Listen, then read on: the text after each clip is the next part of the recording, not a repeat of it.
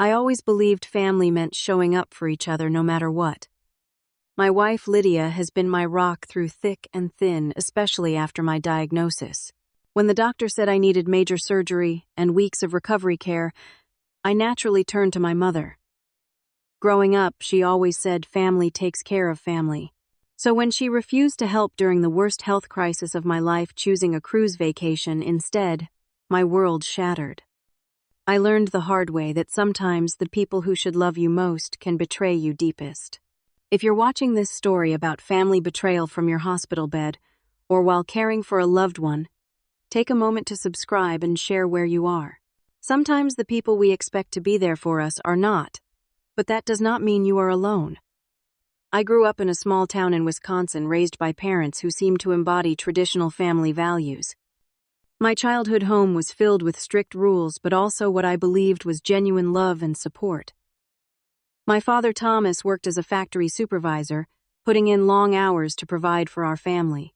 He was a quiet, stern man who showed affection through providing stability rather than words or hugs. My mother, Eleanor, was a devoted homemaker who took pride in maintaining a spotless home, preparing homemade meals, and being involved in every aspect of my life. As a child, I was constantly reminded of the sacrifices my parents made for me. The message was clear: family always comes first, and we take care of our own. I took these lessons to heart, working hard in school to make them proud. I became the first in our family to attend college, earning an engineering degree with honors. My parents attended my graduation ceremony, my mother dabbing tears while telling relatives how her sacrifice had paid off. It was during my final year of college that I met Lydia. She was studying law with dreams of becoming a corporate attorney. Brilliant and driven, but also warm and genuinely kind. Where my family could be rigid, and traditional Lydia brought spontaneity and fresh perspectives into my life. We connected instantly, and after dating for 2 years, we got married in a small ceremony. My parents attended but seemed reserved throughout the celebration, particularly when meeting her more progressive family. After graduation, Lydia and I received job offers in Chicago. The opportunity was too good to pass up. My engineering position at a respected firm and her entry into a prestigious law practice. When I told my parents about our decision to relocate, their disappointment was palpable. 4 hours away. Who will check on us if something happens? My mother had asked, though both my parents were healthy and active in their early 60s. Despite their guilt trips, we moved to Chicago and established our new life. We found a comfortable apartment downtown and threw ourselves into building our careers. I made sure to drive back home for major holidays and called my parents weekly.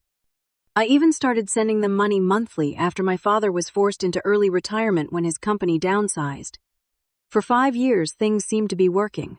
Lydia and I were thriving in Chicago, advancing in our careers, and starting to discuss having children. I thought I had successfully balanced my new life with my family obligations.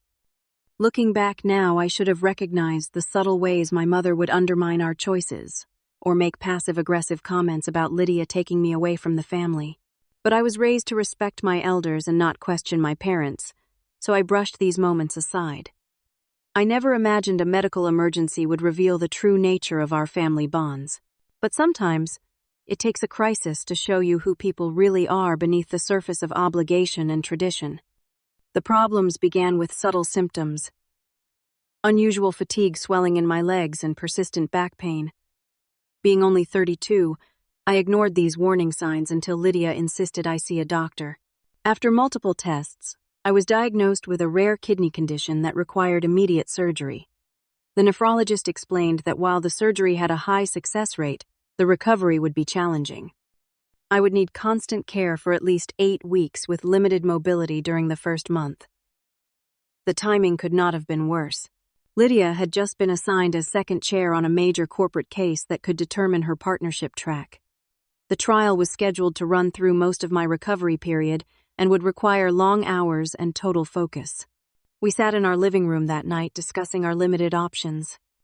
I can try to get removed from the case, Lydia offered, though I could see the conflict in her eyes.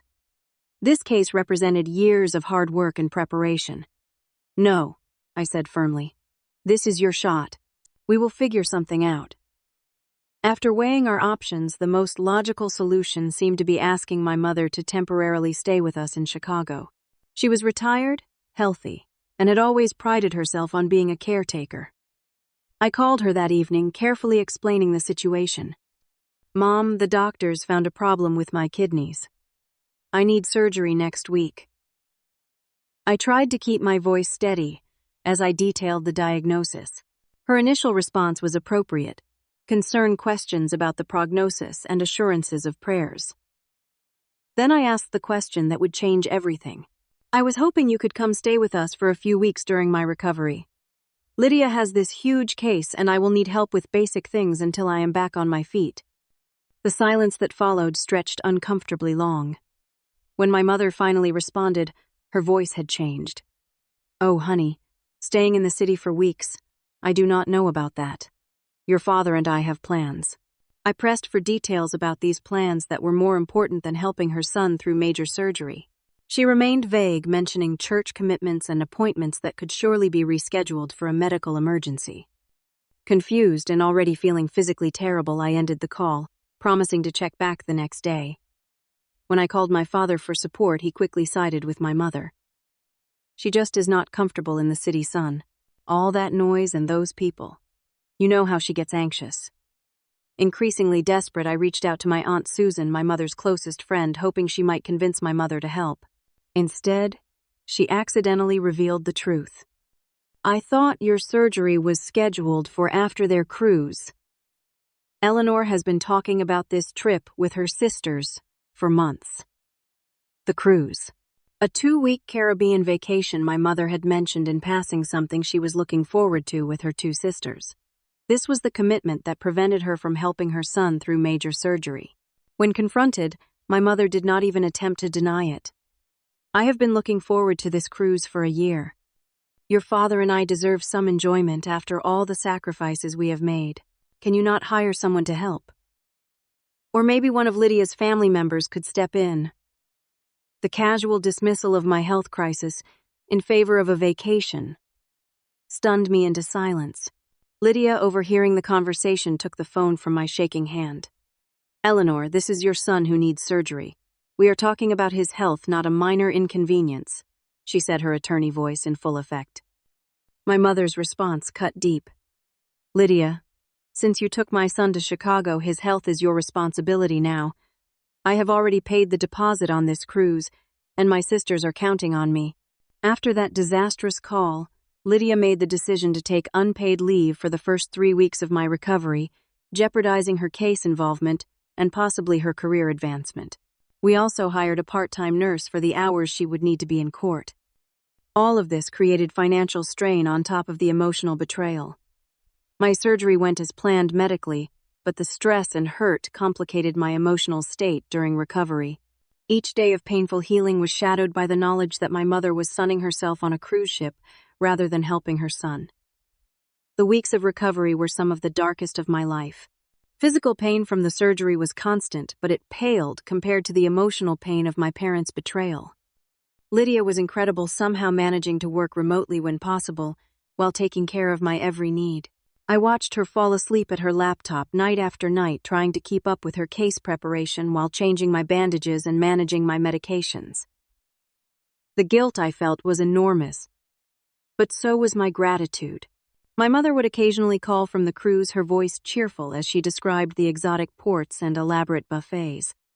She rarely asked detailed questions about my recovery, and when I mentioned difficulties, she would quickly change the subject. "You sound tired, so I will let you rest," she would say before launching into another story about shipboard entertainment. My father was equally dismissive, his primary concern seeming to be that I not make my mother feel guilty about her choice. "She deserves this vacation after raising you," he repeated whenever I expressed hurt over their absence. 3 weeks after my surgery, once they had enjoyed their full cruise and taken extra days to decompress at home, my parents finally made the 4-hour drive to Chicago. They arrived carrying souvenirs instead of groceries or anything practical. My mother presented me with a t-shirt that read, "My parents went on a cruise and all I got was this lousy t-shirt." She thought it was hilarious. I could not even fake a smile. That evening, Lydia ordered takeout for dinner, too exhausted to cook after a day of remote depositions and caring for me. My mother made several comments about the expense of restaurant food and the importance of home-cooked meals for healing. Then she complained about Chicago traffic for 20 minutes while showing us hundreds of cruise photos on her phone. The tension in our apartment was suffocating. When my mother started criticizing the dust on our bookshelves and questioning whether Lydia was changing my bandages correctly, something snapped inside me. "Stop it," I said, my voice stronger than it had been in weeks. "Lydia has been killing herself, taking care of me while working. Where were you when I could not get out of bed by myself?" "On a cruise ship, getting massages." My mother's face hardened. "I do not appreciate your tone. We raised you better than this. You raised me to believe family takes care of family. Was that just talk?" My father stood up, pointing his finger at me. "Your mother raised you single-handedly while I worked. You do not get to make her feel bad about taking one vacation." "One vacation that happened to coincide exactly with my major surgery," I countered. What followed was the most honest conversation we had ever had as a family, with years of unspoken expectations and resentments pouring out. My mother finally revealed what I believe was the truth. "You chose to move away and marry her," she said, gesturing dismissively toward Lydia. "You made your bed. If you had stayed near home like we wanted, things would be different." The implication was clear. Her love and support were conditional on me living the life she had planned for me. My father stood firmly with her, issuing an ultimatum that I apologized to your mother for making her feel guilty before they would discuss anything further. When I refused, they stormed out of our apartment, leaving Lydia in tears and me in physical pain from the stress of the confrontation. That night I developed a fever, and Lydia had to take me to the emergency room where doctors warned that emotional stress was impacting my recovery. In the following days, the situation escalated beyond what I could have imagined. Extended family members began sending messages having heard my mother's version of events, where she was the victim of an ungrateful son and controlling daughter-in-law. Apparently, in her telling, Lydia had forbidden her from helping with my recovery because of some fabricated personal conflict. My aunt called to tell me I was breaking my mother's heart. My uncle sent an email saying no cruise was worth the family rift and I should be the bigger person and apologize. Not one person asked about my health or recovery.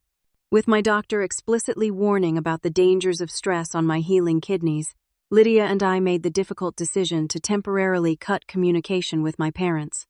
I sent a brief email explaining that for my health I needed space from the conflict until after my recovery was complete. Their response was to escalate dramatically.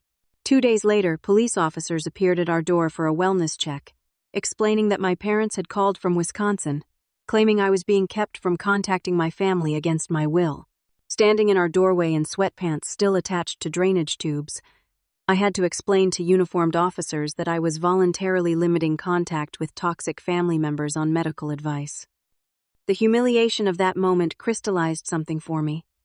This was no longer about a missed opportunity to help during my surgery. This was a pattern of emotional manipulation and control that had existed my entire life, now escalated to involving authorities when they could not get their way. The police wellness check was my breaking point. After the officers left, Lydia and I sat down for an honest conversation about my family dynamics. For the first time, I was able to see clearly how my mother's behavior fit patterns of emotional manipulation that had been present throughout my life. Growing up, I had been taught that setting boundaries with family was selfish and disrespectful. Any attempt at independence was treated as rejection. Moving to Chicago had never been forgiven, and marrying Lydia, a strong, educated woman who would not submit to my mother's control, was the ultimate betrayal in my mother's eyes. "This is not about the cruise," Lydia said gently. "The cruise was just the most visible symptom of a deeper problem. They do not see you as an individual with your own life. They see you as an extension of themselves."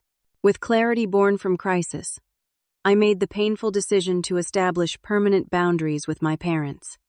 With help from one of Lydia's attorney colleagues, we drafted a formal cease and desist letter explicitly stating that further attempts to involve authorities or spread falsehoods about us would result in legal action. We requested no contact for a minimum of 6 months to allow for my complete physical and emotional recovery. The letter triggered an explosion of rage. My father called, shouting that they would disown me if I chose Lydia over family. My mother left tearful voicemails, claiming I was killing her with stress and would be responsible if she became ill. Multiple relatives reached out to pressure me into reconciliation without apology. 2 weeks after sending the letter, my father appeared unannounced in the lobby of our apartment building. Security called up, and against Lydia's advice, I agreed to speak with him briefly in the common area. I was still moving slowly but could now walk short distances without assistance. My father looked older than I remembered, the lines in his face deeper. For a moment I felt the familiar guilt that had been programmed into me since childhood. "Your mother is devastated," he began without greeting. "Is this really the hill you want to die on? A stupid cruise?" "This is not about the cruise, Dad. This is about respect and care when it matters most." What followed was perhaps the most honest conversation we had ever had. Away from my mother's presence, my father admitted things I had never expected to hear. "Your mother has always been jealous of your relationship with Lydia. She feels replaced, especially since you moved away. The cruise was her way of punishing you both. For what I asked, genuinely confused. For building our own life." My father sighed heavily. "Eleanor has always needed to be the center of attention. When you were young, that meant being the perfect mother everyone praised. Now that you are grown, she does not know how to matter to you anymore." As we talked, the pieces fell into place. My father had enabled my mother's narcissistic tendencies for decades, acting as her enforcer and shield from consequences. He acknowledged her behavior was wrong, but insisted I needed to understand how much my independence had hurt her. I finally found the strength to say what needed to be said. I needed parents who care about my well-being, not their convenience. "I almost died, Dad, and Mom was more concerned about her cruise than whether I would recover." My father had no real answer for that. As he stood to leave, his parting words stayed with me. "Your mother will never understand what she did wrong. That is just who she is. But I hope someday you can forgive us anyway." I watched him walk away, feeling strangely light despite the sadness. For the first time in my life, I had stood firm in the truth rather than capitulating to maintain family peace. The cultural expectation of unconditional family loyalty had been a chain around my neck for too long. As I recovered physically, I also began healing emotionally. Lydia had sacrificed a major career opportunity to care for me without complaint or resentment, showing me what true family love actually looks like in action, not just words. We created our chosen family through friends who showed up with meals, helped with transportation to medical appointments, and provided the support my blood relatives had withheld. 6 months of no contact with my parents gave me the space to see our relationship clearly. Weekly therapy sessions helped me understand the difference between genuine care and obligation disguised as love. I returned to work with a new perspective on what truly matters in life. Surprisingly, my father's brother reached out with support. Uncle Jim shared his own experiences with my mother's self-centered behavior over the years, helping me see that I was not alone in recognizing these patterns. This connection to family who validated my experience rather than demanded my submission was healing in unexpected ways. The 1-year anniversary of my surgery became a milestone for both physical and emotional recovery. Lydia and I celebrated with a quiet dinner at home, acknowledging how the crisis had ultimately strengthened our marriage by revealing its true foundation of mutual care and respect. After much discussion, we decided to start our own family. The prospect of becoming parents ourselves brought both joy and fear. Would I unconsciously repeat the toxic patterns I had been raised with Lydia, believed in my capacity to break the cycle? And with continued therapy, I began to believe it, too. 15 months into our no-contact period, I received a letter from my father. Unlike previous communications, this one acknowledged the hurt they had caused, taking at least partial responsibility. "I should have been there for you," he wrote. "No cruise was worth missing being by your son's side during surgery." I responded with clear boundaries, explaining that any potential reconciliation would require genuine change and respect for our autonomy as adults.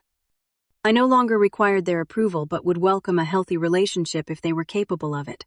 When Lydia announced her pregnancy, we faced the difficult question of whether my parents would have a relationship with their grandchild. We decided that any involvement would need to be based on demonstrated respect and genuine care, not obligation or manipulation. The greatest lesson from this painful journey was learning to define family by actions rather than blood. The people who show up when you are broken and need care, those are your true family regardless of DNA. I developed profound appreciation for Lydia, who demonstrated the true meaning of family through her selfless care during my darkest days. I also learned that self-respect sometimes requires walking away from relationships that demand submission as proof of love. Setting boundaries is not selfish. It is an essential act of self-preservation that ultimately allows for more authentic connections with others. 3 years after my surgery, our son Jacob is the center of our world. We now have a limited, carefully boundaried relationship with my father, who separated from my mother after 40 years of marriage. My mother remains unable to acknowledge any wrongdoing and has yet to meet her grandson. Our marriage emerged stronger through this adversity. The crisis revealed Lydia's true character, her unwavering loyalty, strength, and capacity for love, even when it requires sacrifice. I found strength I never knew. I possessed learning that vulnerability can become a pathway to power when you stop hiding your truth. I am committed to being the parent my mother could not be. One who loves unconditionally while respecting boundaries. One who shows up when it matters most, not just when convenient. The peace I have found in my chosen family and authentic relationships has been worth the painful journey. Sometimes the family you build matters more than the family you were born into. Have you ever had to establish boundaries with family members who hurt you? Do you think blood relationships should always be maintained regardless of how people treat each other? I would love to hear your thoughts in the comments below. If this story resonated with you, please consider subscribing and sharing with someone who might be struggling with similar family dynamics. Remember that creating healthy boundaries is not selfish. It is necessary for your well-being. Thank you for listening to my story, and I wish you strength in your own journey toward authentic relationships built on genuine care rather than obligation.